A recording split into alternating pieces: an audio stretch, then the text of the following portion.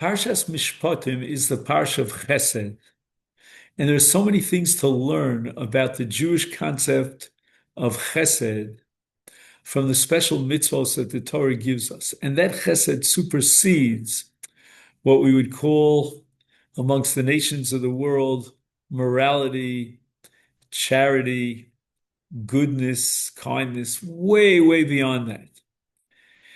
And I would like to mention a few points that make Chesed so unique. First of all, we don't look for a pat on the back. We see ourselves as, in a sense, the trustees of the Almighty. We are the Gaboim. Whatever God gave us, we want to share with others. Secondly, we want to relate and identify with the feelings of the poor person who comes to ask for a loan, etc. We can imagine in our minds if the tables were turned and we were in that situation. And chas v'shalom, never to humiliate a person who comes to ask you for a loan. Always deal with him in a sense of great sensitivity and to identify with his situation, his plight. Never busha, never to make him feel lower, but always to build him up. And perhaps the punchline is that we want to imitate God. God is a giver in the ultimate sense. We have to be godlike and be givers.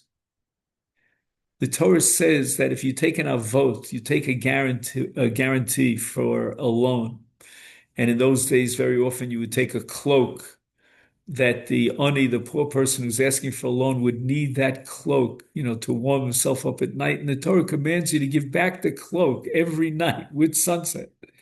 And it's a pella because here you took a guarantee so that he wouldn't fly the coop, this borrower, and then you give it back to him every night. So what does it gain?